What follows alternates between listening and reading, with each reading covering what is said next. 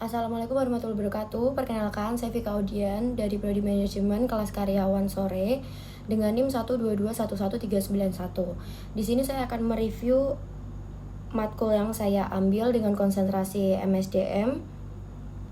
Baik, kita mulai. Manajemen SDM itu apa sih? Yang pertama, manajemen SDM adalah manajemen sumber daya manusia, merupakan proses sistematis yang dilakukan organisasi untuk mengelola tenaga kerja, mulai dari perencanaan kebutuhan tenaga kerja, rekrutmen dan seleksi, pelatihan dan pengembangan, evaluasi kinerja, hingga pengelolaan kompensasi dan tunjangan. Tujuannya adalah untuk memastikan bahwa karyawan dapat bekerja secara efektif dan efisien serta mencapai tujuan organisasi. Tujuan dari manajemen itu ada banyak. Yang pertama ada perencanaan SDM, ada rekrutmen dan seleksi, pelatihan dan pengembangan, evaluasi kinerja, kompensasi dan tunjangan, hubungan kerja, keamanan dan kesehatan kerja. Kita bahas satu-satu. Yang pertama ada perencanaan SDM.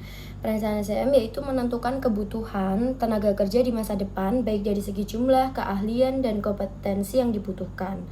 Selanjutnya ada rekrutmen dan seleksi, yaitu mengidentifikasi, menarik, dan memilih kandidat terbaik untuk mengisi posisi yang dibutuhkan. Yang ketiga ada pelatihan dan pengembangan, yaitu memberikan pelatihan dan pengembangan kepada karyawan untuk meningkatkan pengetahuan, keterampilan, dan kompetensi mereka. Selanjutnya ada evaluasi kerja, yaitu menilai kinerja karyawan secara berkala, baik dari segi hasil kerja maupun perilaku di tempat kerja. Selanjutnya ada kompensasi dan tunjangan, yaitu menetapkan dan memberikan kompensasi serta tunjangan yang sesuai dengan kinerja dan kebutuhan karyawan. Selanjutnya ada hubungan kerja, yaitu mengelola hubungan kerja yang harmonis antar karyawan dengan organisasi, serta memastikan kepatuhan terhadap hukum dan peraturan yang berlaku. Yang terakhir ada keamanan dan kesehatan kerja, yaitu meningkatkan keamanan dan kesehatan kerja karyawan, serta menciptakan lingkungan kerja yang nyaman dan kondusif. Dengan manajemen SDM yang efektif, organisasi dapat meningkatkan produktivitas, menciptakan lingkungan kerja yang positif, dan mencapai tujuan bisnis yang lebih baik lagi. Selanjutnya, untuk materi pembahasannya, yang pertama ada pengertian manajemen SDM, yang kedua manfaat manajemen SDM untuk perusahaan, yang ketiga siapa yang bertugas mencari SDM, yang keempat tantangan dalam merekrut karyawan, yang terakhir ada kesimpulan. Baik, yang pertama, apa sih manajemen SDM itu?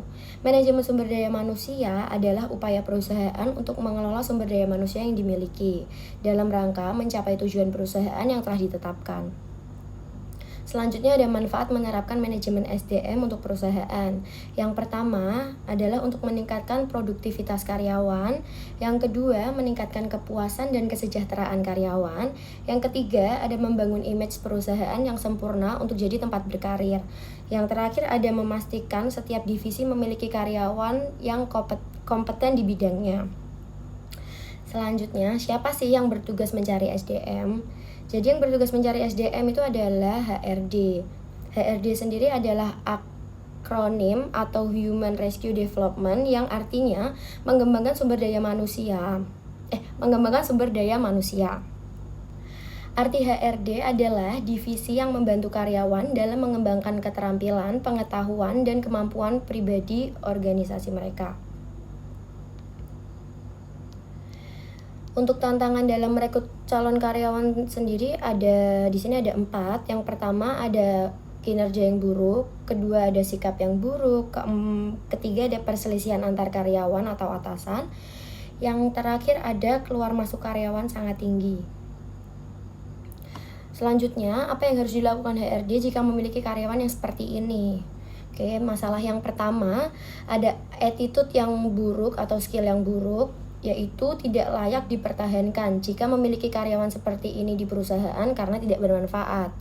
Selanjutnya ada attitude yang buruk tapi skillnya bagus. Itu sebagai pemimpin, langkah yang sebaiknya diambil adalah membimbing dan mengarahkan untuk merubah sikapnya. Masalah yang ketiga ada attitude bagus tapi skillnya buruk. Untuk solusinya ada memberikan training sesuai dengan kebutuhan pekerjaannya. Untuk masalah yang keempat, attitude-nya bagus tapi attitude-nya bagus, skill-nya juga bagus. Itu yang harus dilakukan, memperlakukan dengan baik dan membuat nyaman saat bekerja, sehingga karyawan mempertahankan loyalitasnya pada perusahaan. Baik, selanjutnya kesimpulan dari penjelasan atas Baik, yang terakhir ada kesimpulan. Dari penjelasan di atas menunjukkan bahwa manajemen sumber daya manusia mencakup kompetensi dan potensi para pemimpin dan karyawan suatu perusahaan. Karyawan tidak boleh diperlakukan seperti mesin dan harus menyadari bahwa karyawan memiliki potensi dan bakat yang dapat terus dikembangkan untuk kepentingan bisnis. Setelah dikembangkan, pemimpin harus menciptakan suasana yang kondusif agar kemampuannya dapat diterapkan di dalam perusahaan. Baik, sekian review dari saya. Terima kasih banyak. Wassalamualaikum warahmatullahi wabarakatuh.